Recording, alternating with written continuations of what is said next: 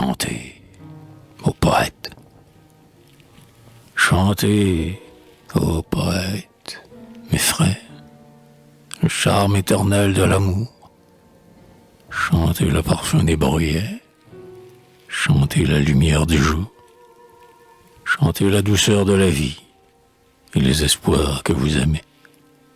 Chantez votre mélancolie, chantez vos rêves parfumés, chantez la grâce de vos belles et la couleur de leurs cheveux, le clair reflet de leurs prunelles, la tendresse de leurs aveux. Chantez la fleur qui vient d'éclore, chantez la gloire du printemps, chantez la splendeur de l'aurore. Moi, je chante les habitants.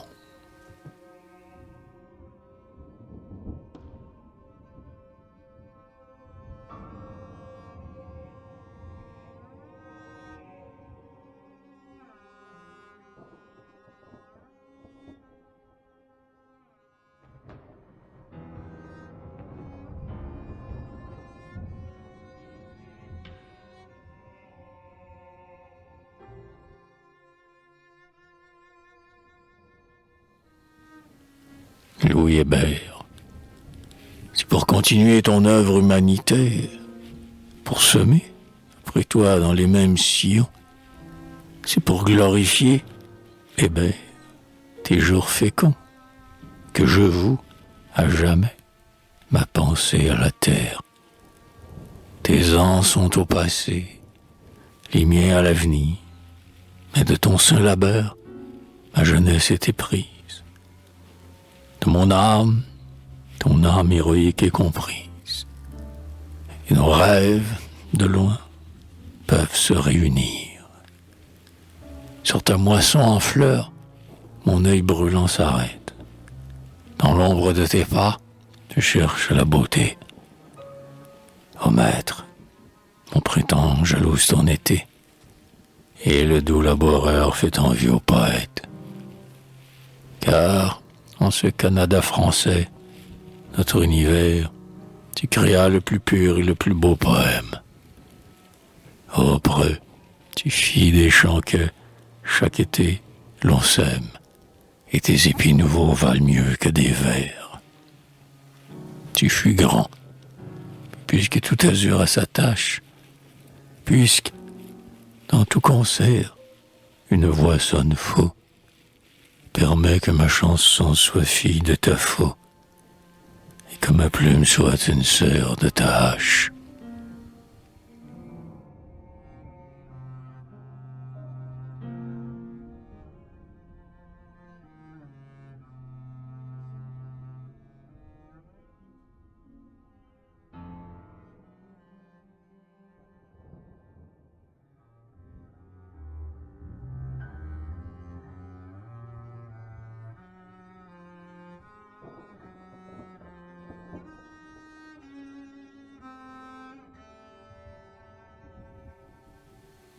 L'ancêtre, parmi les hommes qui devinrent mes ancêtres, exploiteurs de forêts et marchands de poissons, il en est un, aimant les champs et les moissons, qui consacra sa vie aux durs travaux champêtres. Celui-là partit seul, un jour, vers les coteaux, où la forêt poussait, épaisse, insurmontable, où surgissait, soudain, la face épouvantable de l'ours que les chasseurs dardaient de leurs couteaux.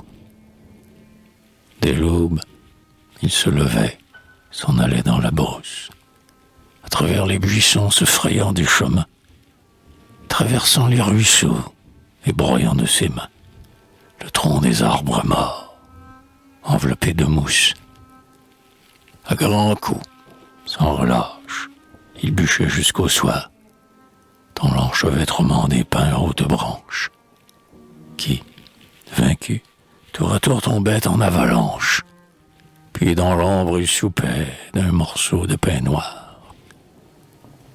Orgueilleux de sa force, enivré de sa peine, dès que son fer, creusant des trous dans la forêt, ouvrait une éclaircie où tout l'azur rentrait. Ses grands yeux s'emplissaient d'une flamme soudaine. Lorsqu'enfin, dans la brèche, après un dur labour, et des feux d'abattis qui rougirent la nuit, une plaine surgit, claire, vivante et nue. Il étendit sur elle un long regard d'amour. Et plus tard, quand l'oblique d'un geste suprême, sa large main se met dans le creux des sillons, lorsqu'enfin les blés mûrs jetèrent leurs rayons, un sourire infini baigna sa face blême.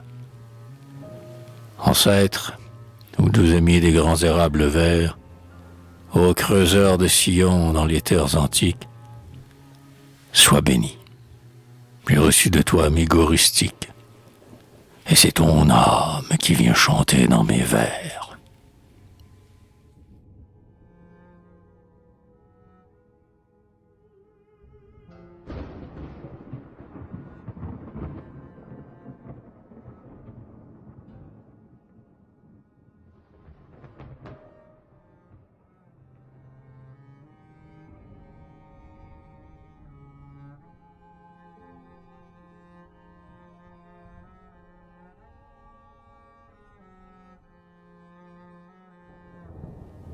Les habitants ne raillons pas leurs habitudes, leur dehors simple et sans atour, leurs manières, leurs gestes rudes et leurs pittoresques discours.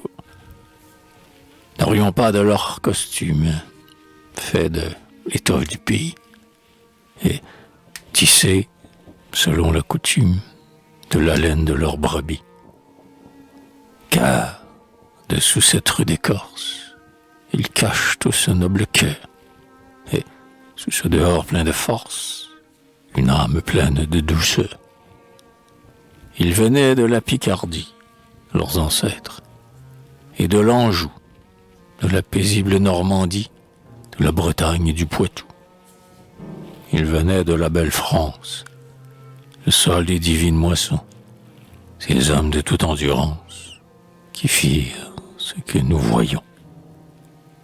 Ils ont, sur nos forêts sereines, abattu leurs bras acharnés. Ils ont fait nos champs et nos plaines, et c'est d'eux que nous sommes nés. Gloire à ces hommes qui demeurent près de la charrue et des bœufs. Ils sauvent les gloires qui meurent dans le passé de nos aïeux.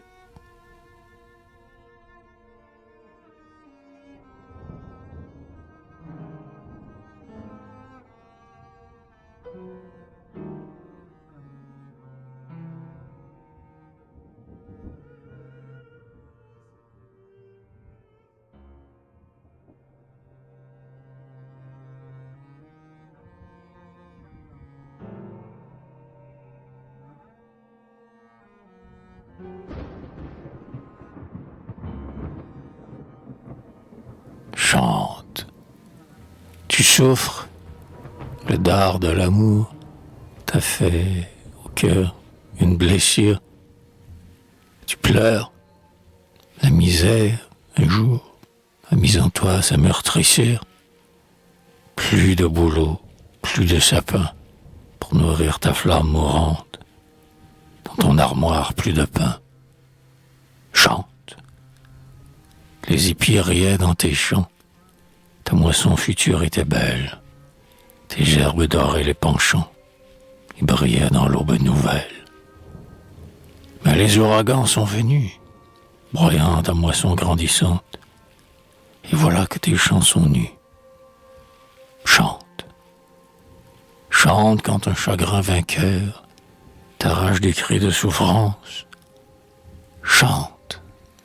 Le chant met dans le cœur des divins rayons d'espérance. En attendant l'éternité, brave la douleur opprimante. Jette ton cri de liberté. Chante. Qu'importe l'ombre sur tes pas, qu'importe la vie et sa tâche, avance pense et ne blasphème pas. Celui qui blasphème est un lâche. Comme un moussaillon du flot bleu que berce la vague méchante, et en allant au port de Dieu, chante.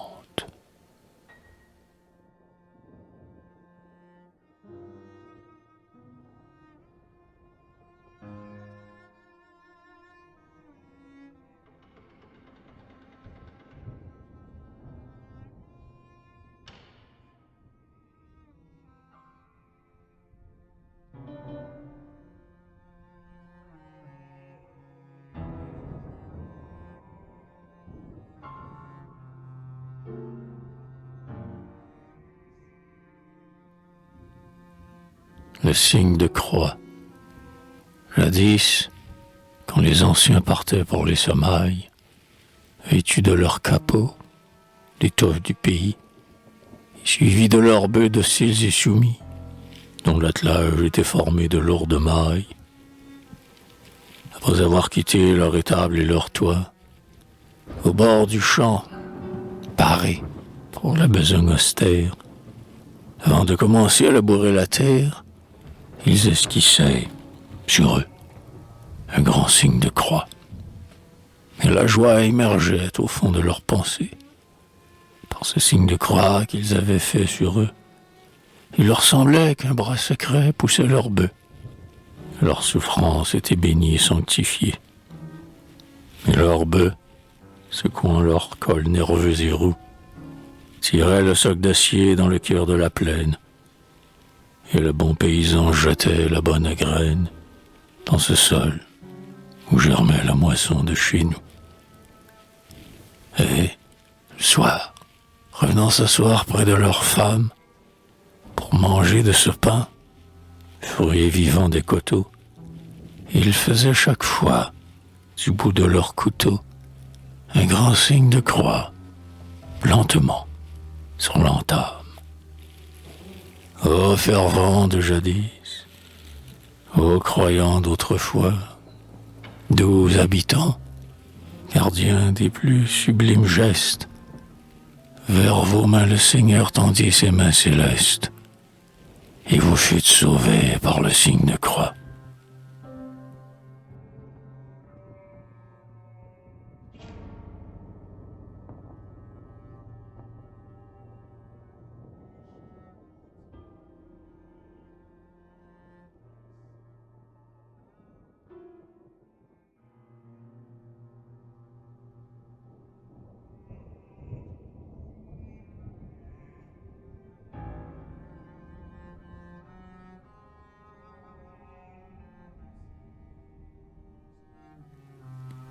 Avril, l'herbe renaît. Les habitants, que l'amour de la terre enivre, reprennent leur bêche et, contents, regardent leur plaine revivre. Ils voient tous les derniers frimas fondre au chaud baiser de la brise et sentent rajeunir leurs bras dans cette air de printemps qui grise. Ils songent au blé qui sourit, à la paille fraîche et pesante, au long foin qui, là-bas, fleurit, à l'épi d'avoine qui chante. Le champ sera prêt, aujourd'hui, disent-ils, si Dieu veut qu'il pleuve. Et leur cœur est tout réjoui de songer à la moisson neuve. Ah, les sons multiples et beaux qui montent du bois solitaire. Ah, la chanson du renouveau. Ah, l'odeur de la bonne terre. Tout annonce les floraisons. On entend, par des bruits étranges, s'égoutter le toit des maisons et grincer les portes des granges.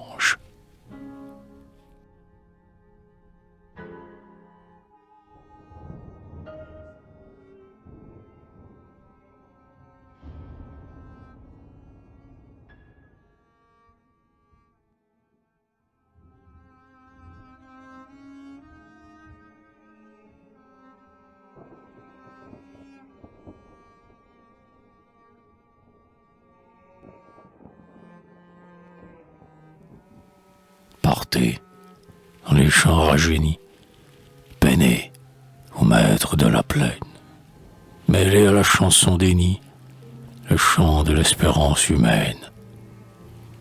Partez à l'aube, au petit jour, tenez le pic et la charrue, parce que vous l'aimez d'amour, la terre ancienne vous salue. Préparez le pain à venir, habitants, divins émissaires, faites gaiement notre avenir, et vous les humbles, les nécessaires.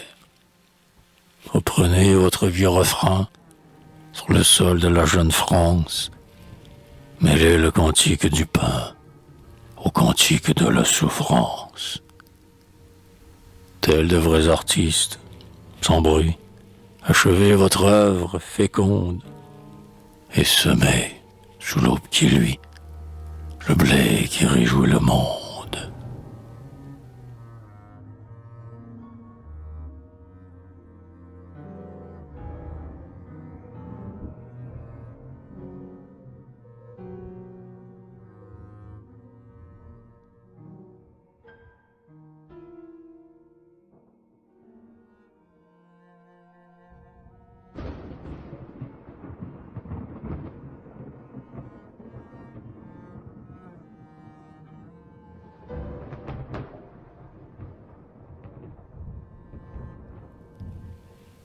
Par les plaines blondes, je passais par les plaines blondes, les épis mûrs comblaient les vents, et tombaient sous les mains fécondes des paysans. Et parmi les tiges nouvelles, j'aperçus, sublime artisan, un jeune homme aux claires prunelles, un paysan. Sa démarche était vive et fière, et, comme les hommes d'antan, il était vêtu de lumière, ce paysan. Ah, qu'il est de douceur profonde, de beauté, de naïf élan, dans ton cœur, ô simple du monde, ô paysan.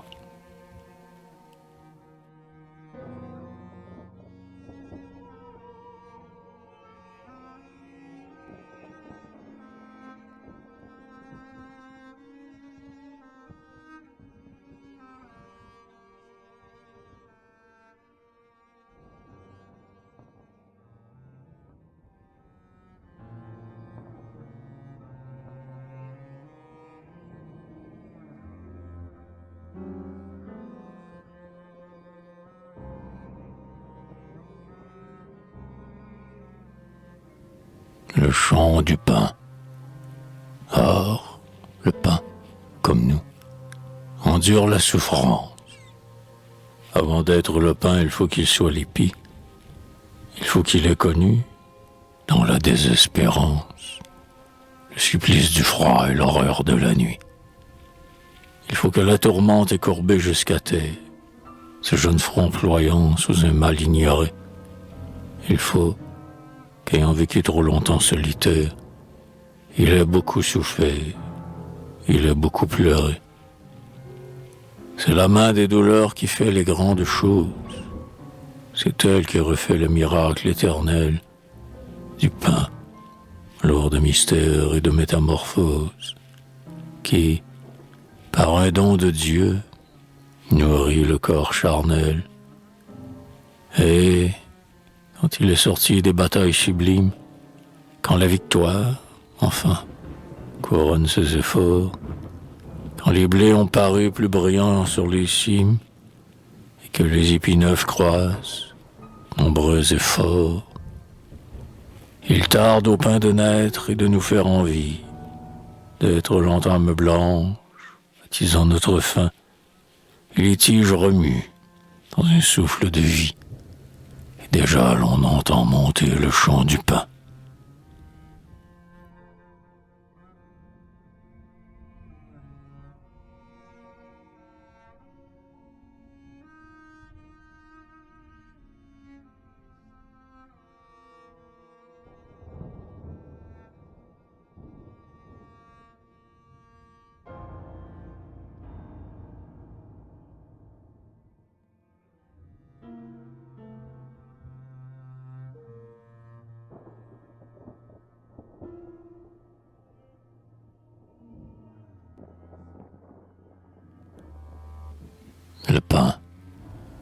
mère a pris de la farine blanche, de l'eau, du sel, des tiges de houblon, puis de son bras retroussé la manche, et, dans la huche, a mis le levain blond. Alors c'est fait, dans l'ombre, sans obstacle, le changement merveilleux et divin, qui, de nos blés, fait sortir, au miracle, le pain. À l'heure où l'ombre envahit la campagne et met un voile à la face du jour, le vagabond que la nuit accompagne s'en vient frapper, chez nous, de son poing lourd. Bien là de la route suivie, il vient s'asseoir près du feu de sapin, et son regard implore, avec envie, du pain. Sur nous, si vous laissez le sort s'abattre, si le malheur s'acharne à notre toit, si nous devons, ô Seigneur, nous débattre contre la mort, la misère ou le froid, nous bénirons, ô Maître redoutable, nous bénirons quand même votre main. Si vous donnez encore à notre table du pain.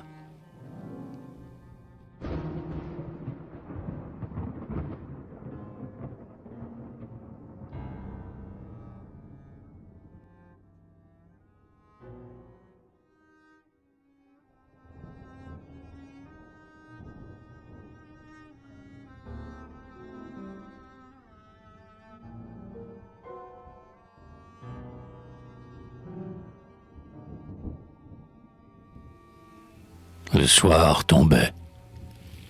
Le soir tombait au loin. La nature apaisée, dans un riant silence, attendait le sommeil. Tout bruit s'était éteint. La terre reposée semblait boire à grands flots l'or du couchant vermeil. Et la brise du soir qui venait des montagnes mêlait l'odeur des bois à l'odeur des grands foins, dont la blonde moisson inondait les campagnes. Le soir tombait, au loin. Assis près de leur seuil, en ce soir pacifique, un couple d'habitants causait à demi-voix. Elle avait la douceur des aïeuls antiques, et lui, le pur profil des colons d'autrefois. Leur visage, ce champ labouré par la vie, portait le sceau sacré des chagrins et du deuil. Ils causaient dans la paix de l'ombre épanouie, assis près de leur seuil. Dans les mêmes sillons, leurs bras et leurs pensées s'étaient usés, tendus vers le même devoir. Par leur commun effort, la plaine ensemencée avait fait, chaque été, leur joie et leur espoir. Leurs yeux s'étaient ouverts aux mêmes éclaircies, et leur cœur réchauffé dans les mêmes rayons. Leur dos s'était courbé, leurs mains s'étaient noircies dans les mêmes sillons. Je t'aimerai toujours, dit l'homme, aux yeux limpides. Tout l'or de ma jeunesse est encore dans mon cœur. Il n'est pas de regret dans le pli de mes rides, et mon fidèle amour est demeuré vainqueur. Et puis que Dieu bénisse notre union chrétienne, une immuable joie illumine mes jours. Je n'ai pas retiré ma main de la tienne. Je t'aimerai toujours.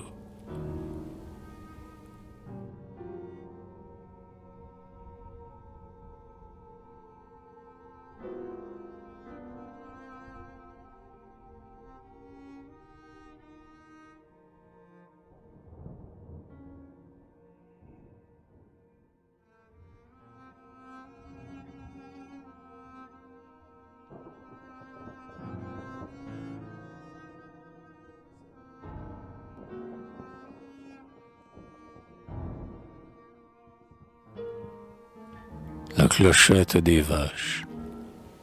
Si du sol, un jour, tu t'arraches, songe un peu, songe parfois à cette clochette des vaches qui tinte le soir dans les bois. Quand nous étions perdus bien loin de tout sentier, après avoir erré presque le jour entier, nous songions au retour. À travers les fougères, c'étaient des pas, des sauts, des gambades légères, dont les échos voisins se sentaient remuer. Puis, dans le pré d'en haut, près des bois situés, les vaches descendaient, secouant leurs clochettes. Alors, la vision de notre maisonnette, où les nôtres devaient nous espérer en vain, nous faisait traverser plus vite le ravin. Ô clochette rustique, ô lointaine harmonie, en nos cœurs tu fis naître une joie infinie. Ta voix qu'on entendait de loin se rapprocher évoqua la chaleur si douce du foyer. Alors, nous descendions, joyeux, vers nos demeures. Le soleil déclinait sur les monts. C'était l'heure des vaches. Les troupeaux venaient. De tous les champs, des hommes surgissaient. Bien là, et trébuchant, comme enivrés des feux de la chaleur cuisante. Dehors, quelqu'un tirait notre vache luisante, et nous buvions alors, vite et gloutonnement, une tasse de lait encore chaud et fumant. Si du sol, un jour, tu t'arraches, ah, songe un peu, songe, parfois, à cette clochette des vaches qui tinte le soir dans les bois.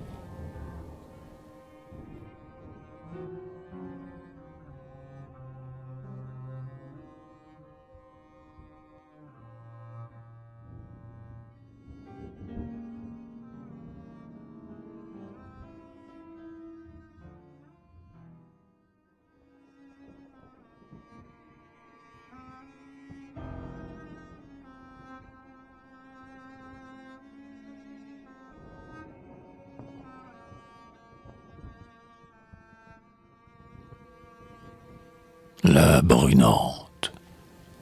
Voici que, sur les monts, la brunante descend. Jean l'heureux, son fils qui fauche sur la butte, laisse tomber leur faux, fatigués de la lutte, qu'ils livrent en silence à l'épi frémissant. D'ailleurs, voici le temps de regagner son gîte.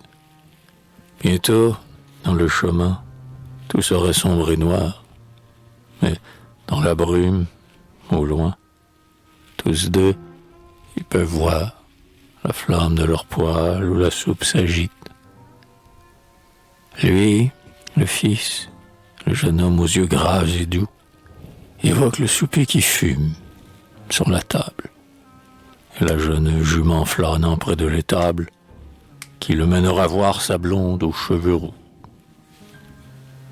En quel rêve joyeux et serein il s'abîme, ces hommes, héritiers du labeur des aïeux, et comme elle apparaît souriante à leurs yeux, la maison des ombres chères se ranime. À cette heure qui n'est ni la nuit ni le jour, dans ce sentier perdu qui s'embrume, le père songe à la femme aimante et bonne qu'il espère, et qui, depuis des ans, l'aime du même amour. Pour que dure longtemps leur âme charmée, la joie et la douceur de ce rêve qu'ils font, ils gardent un silence énergique et profond, attirés vers ce toit d'où monte une fumée, et vers l'humble logis, calme et réjouissant, où la mère et l'épouse a rallumé la lampe, ils se hâtent, tous deux, le chapeau sur la tempe, pendant que, sur les monts, la brunante descend.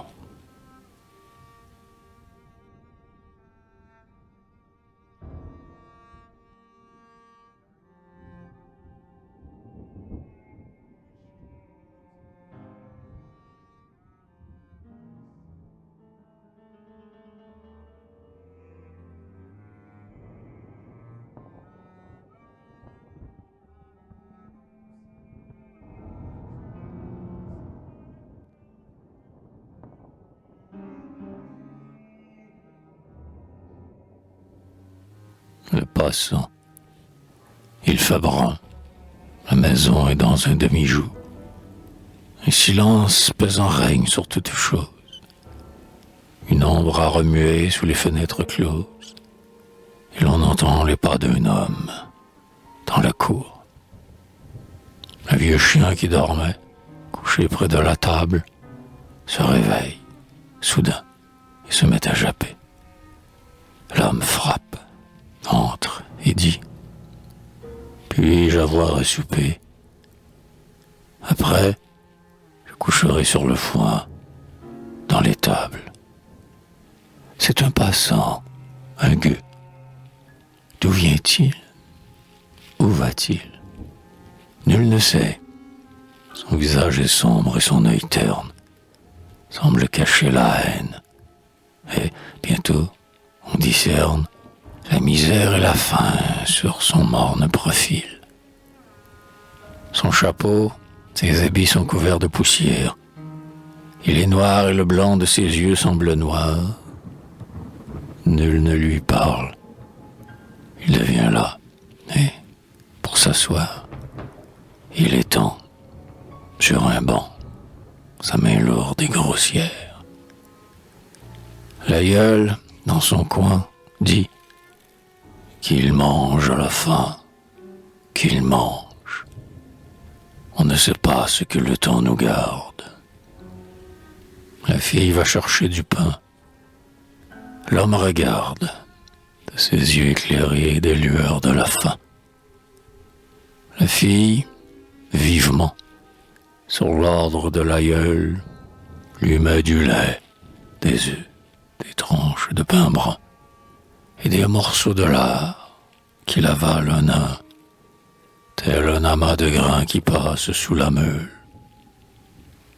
Et quand il a mangé le lait, les œufs, le pain, et tout cela répait à la couenne fleurie, il se lève de table en bâillant et s'essuie la bouche et le menton du revers de la main.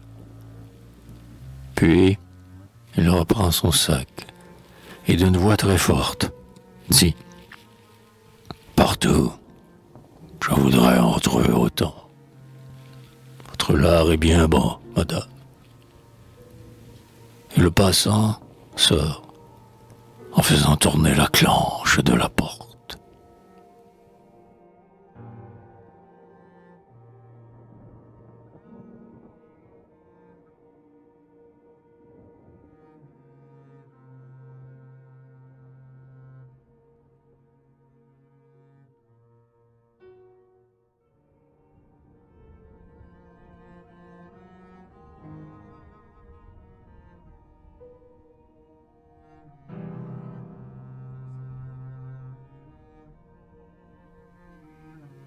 Le vieux Bert.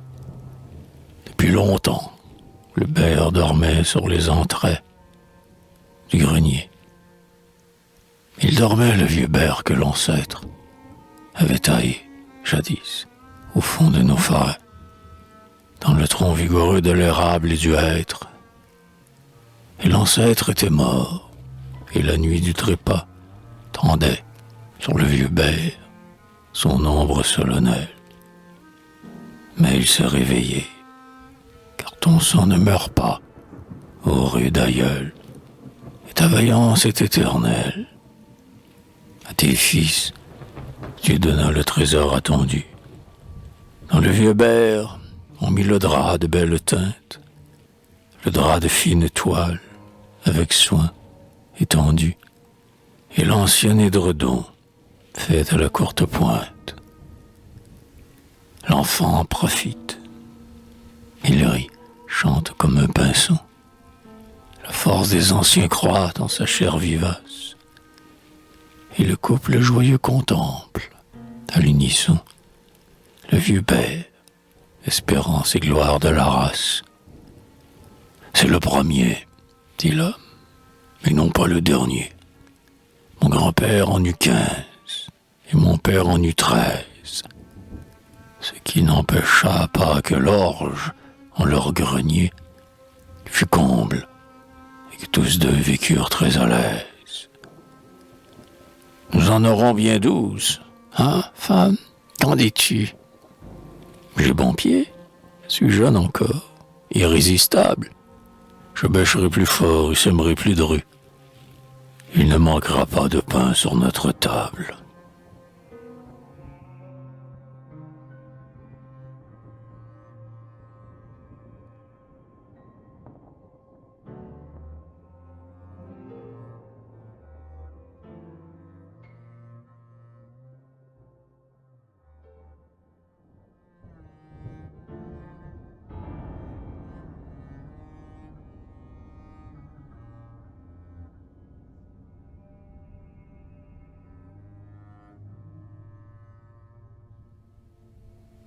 Le vieux fourni. Chantons cette maison, chantons ce toit béni, que bâtirent les vieux dans leurs bonnes années. Ce toit, flanqué de deux immenses cheminées et d'un énorme four. Chantons le vieux fourni.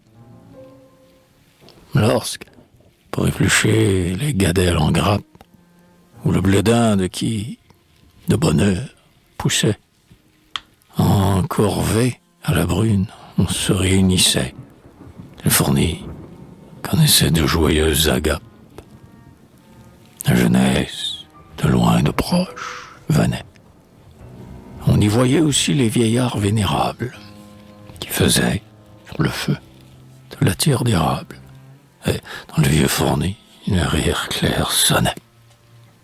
Mais c'est à son foyer de grosses pierres grises que le père dont le front pâle s'ombrageait venait se reposer tous les soirs, mais songeait aux naïfs amours dont le souvenir grise. Puis, de retour des champs, quand leur travail fini, les filles à l'œil vif, aux brillantes allures, broyaient le lin soyeux comme des chevelures. Une poussière d'or remplissait le fourni. Maintenant, il est vieux. Toute jeunesse est brève. Lui qui fut si joyeux, jadis, et babillard, est triste, ayant le dos courbé comme un vieillard, et des yeux effacés comme des yeux de rêve. Mais, cependant, il a gardé des jours d'antan, comme un reflet qui dure en son âme discrète. Et l'on dirait qu'il a de la gloire secrète, d'être toujours si cher au cœur des habitants.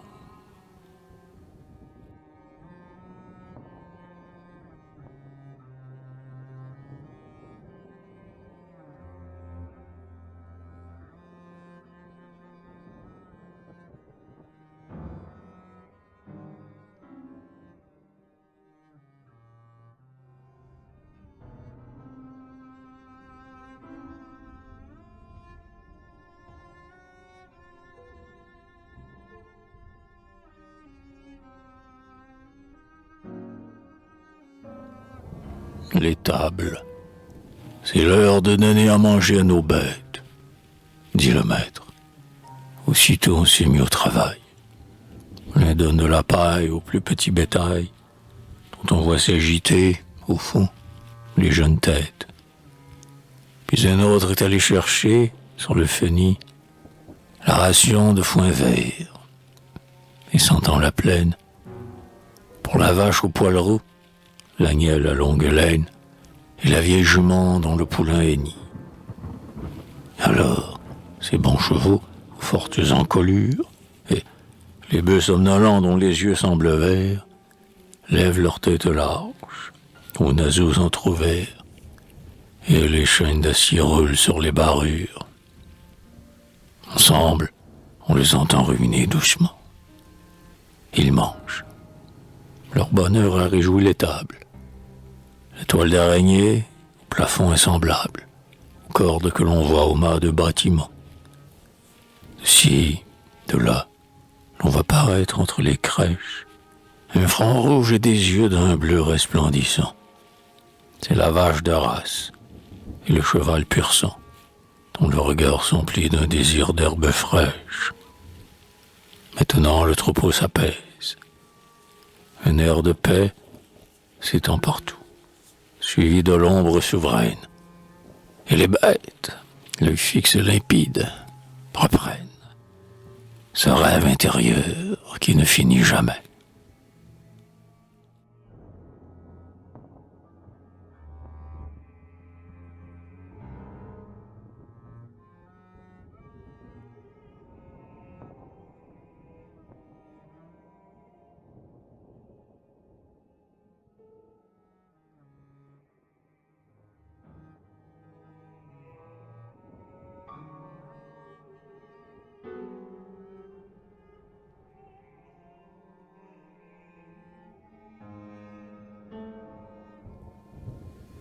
Ils devisaient tous deux. Ils devisaient tous deux en face de leur terre. Le vieux père et le fils, robustes habitants. Le fils avait en lui la grâce du printemps. Et sur l'autre, les ans amassaient leur mystère. Il en avait taillé des friches et des champs, ce vieillard, à la barbe épaisse et grisonnante. Mais, maintenant, ses jours sombraient dans la brunante, et son soleil avait décru sur les penchants. Et le malheur l'avait frappé souvent. Les rides avaient marqué son front d'un sillage acéré, comme le soc de fer marque un champ labouré. Il en voyait la nuit dans ses grands yeux arides. Il venait de donner son bien à son garçon, et tous deux ils parlaient des richesses futures. Le fils disait, « Plus tard, j'abattrai ces clôtures, et je ferai courir mon champ jusqu'au buisson. La savane perdue où la lierre s'enlace, je veux l'ensemencer d'orge et de seigle fin. Là-haut, je sèmerai du tabac et du lin, et ma femme, le soir, filera la filasse. »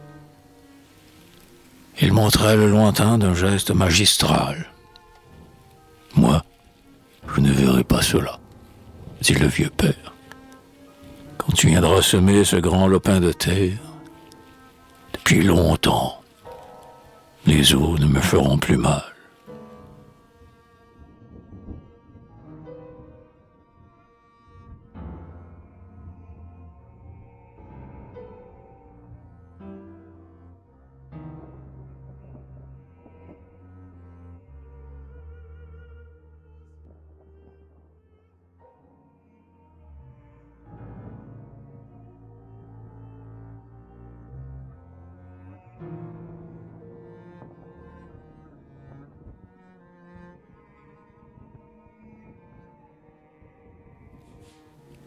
Sa fille, elle était son amour. Il n'avait qu'elle au monde, car sa femme au tombeau dormait depuis longtemps. Seule elle lui restait. L'or de sa tresse blonde mettait sur son hiver un reflet de printemps. Elle était son appui, son orgueil et sa joie. En elle, il réchauffait son pauvre cœur glacé. Le soir, elle allumait le bon feu qui rougeoie, et sa voix éveillait les ombres du passé. Elle savait tenir la maison belle et nette. De la joie et de l'ordre, elle avait le secret. Elle trempait la soupe et, de sa voix fluette, disait « Père, viens-tu? Notre repas est prêt. » Un jour, elle s'y prit d'un jeune fonctionnaire. Ils se voyaient souvent et se parlaient tout bas. Elle devint sa femme et quitta son vieux père, car l'amour est, parfois, bien cruel ici-bas. Et, maintenant, brisé d'un mal qui le déchire, il pleure cet enfant au regard virginal, dont le rire chantait et dont le clair sourire brillait comme un rayon de soleil matinal. Et quand il va, coiffé d'un grand chapeau de paille, dans la plaine où, jadis, il aimait la revoir, il croit voir se dresser partout sa jeune taille, svelte comme les blés que le vent fait mouvoir.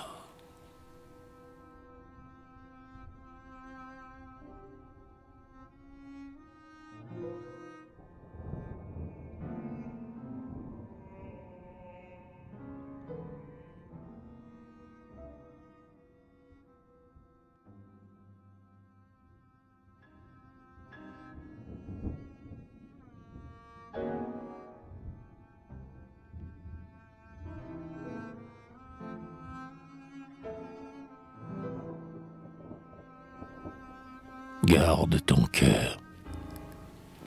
Je te vois venir au bord de la route, brunette des champs, fille de chez nous. À te voir passer, plus d'un gars, sans doute, de près ou de loin, te font des yeux doux. Ne les laisse pas te compter fleurettes, ils ne peuvent point t'offrir le bonheur. Ah, garde ton cœur, faluron lurette. Ah, garde ton cœur pour un moissonneur. Si les beaux messieurs d'une grande ville, jolis chapeaux durs et jolis souliers, esclaves du luxe et de l'or servile, viennent déposer leur cœur à tes pieds, ne les laisse pas te compter fleurettes. Ils ne peuvent point t'offrir le bonheur. Ah, garde ton cœur, faluron lurette. Ah, garde ton cœur pour un moissonneur. Car le ciel te veut à la place même où doivent germer les blés d'autrefois.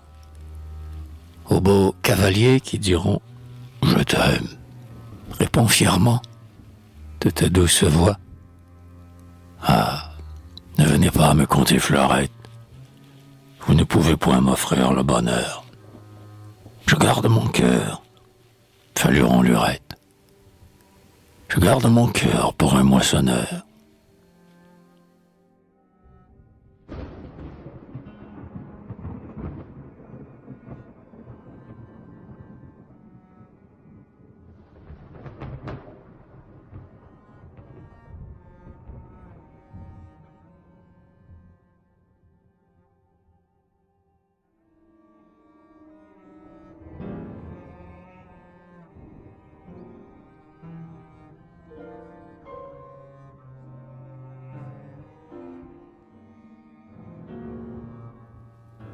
L'heure a disparu.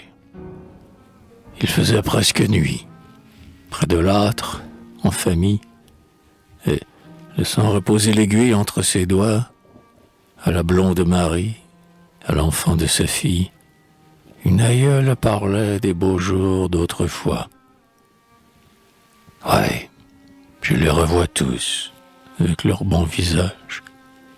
Ma mère qui portait une coiffe de lin, mon père, le fermier qui, par un saint usage, faisait, en l'entamant, une croix sur le pain. Mes frères et mes sœurs, clairs regards, tresses blondes, les joueurs de pelote et les coureurs de bois, les petits braconniers, aux maraudes fécondes, les fileuses de laine, aux pieds lestes et droits. François, le bégayeux à la mine hautaine, qui, des champs du voisin, se portait à l'acquéreur. Jacques, plus âgé, qui se fit capitaine. Joseph, l'avant-dernier, qui devint laboureur. Et Louise, la brune. Et Mathilde, la rousse, qui maniait à la faux comme des paysans, dont la voix était claire et dont l'âme était douce, et dont les yeux profonds semblaient des feux luisants. Puis, Jean le Benjamin, le plus beau de la race, celui que notre mère embrassait chaque soir, plus blanc que les épis, plus blanc que la filasse, dont nous faisions sécher les brins sur un dressoir. Mais pourquoi? Demanda l'enfant avec mystère. Pourquoi ne sont-ils plus avec nous? Comme alors? Que sont-ils devenus tous ces gens-là, grand-mère? L'aïeul répondit simplement, ils sont morts.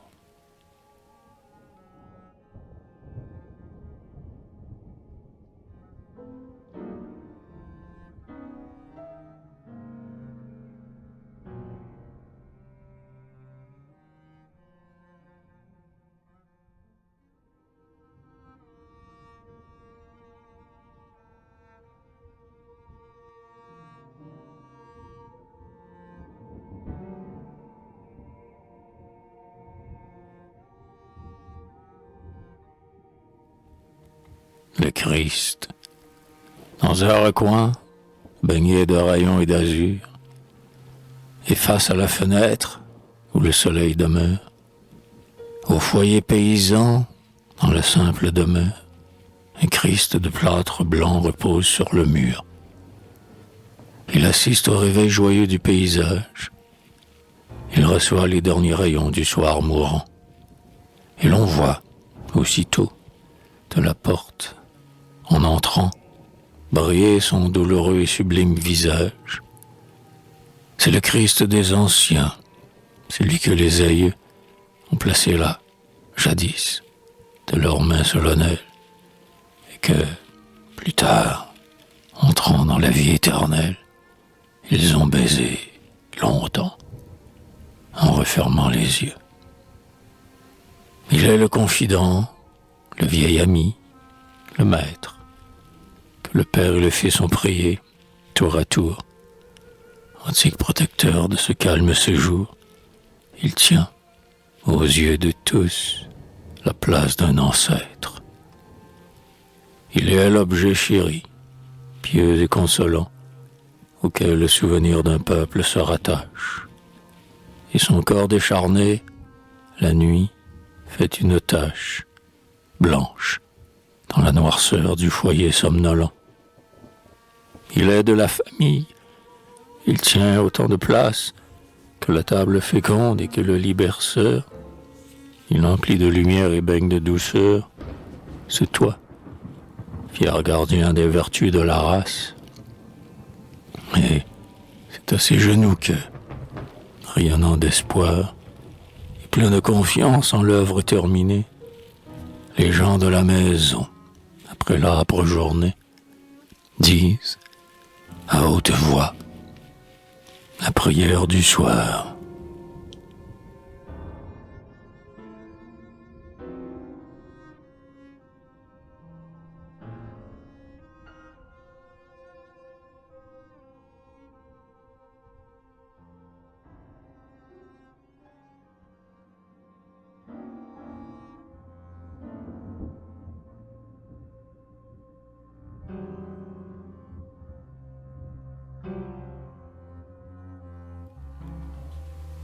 Ô Christ, toujours ici, tu seras nécessaire.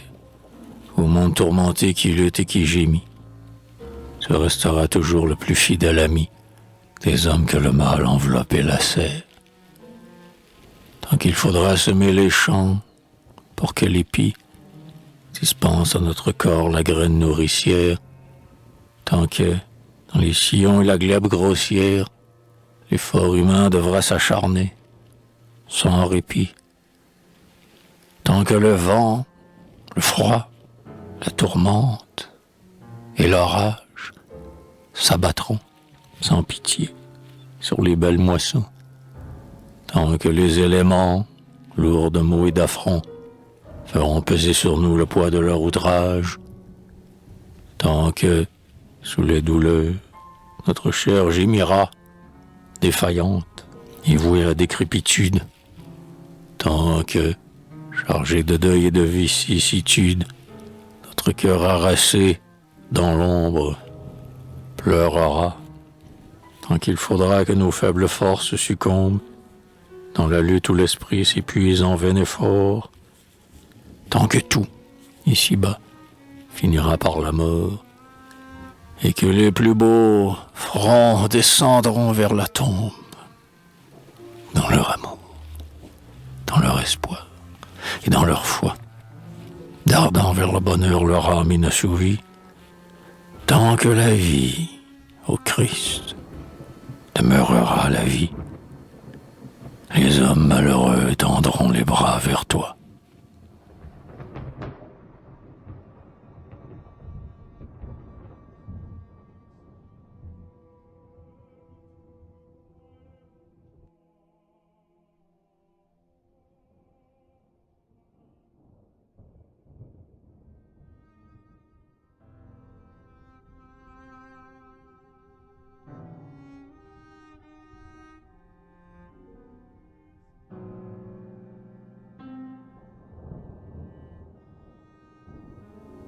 Car c'est vous, ô Jésus, qui nous avez montré le chemin merveilleux où brille la lumière. Car c'est vers vous que va notre cœur ulcéré, et c'est vers vous que monte aussi notre prière. Car vous êtes la vie, vous êtes l'amour, et de vous il s'échappe une joie éternelle, l'âme que votre grâce appelle, sans retour, sans un souffle nouveau qui s'élargit en elle. Car vous avez voulu naître nu, comme nous, souffrir du froid, jeûner des jours et des semaines, sur une terre ingrate étendre vos genoux, et saigner, comme nous, sur les routes humaines. Car vous avez trouvé des gestes et des mots pour apaiser nos pleurs et calmer nos détresses. Car vous avez été souriant en nos mots, et vous avez ouvert votre âme aux pécheresses. Car vous nous avez dit, j'ai soin de mon troupeau, paissez aux mes brebis, paissez sur les collines, j'éclairerai vos nuits de célestes flambeaux, et je vous mènerai vers les plaines divines. Et vous êtes celui qui nous accueillera, le pasteur dont les mains bienveillantes sont sûres, qui, de tous nos péchés, un jour, nous lavera, et qui nous guérira de toutes nos blessures.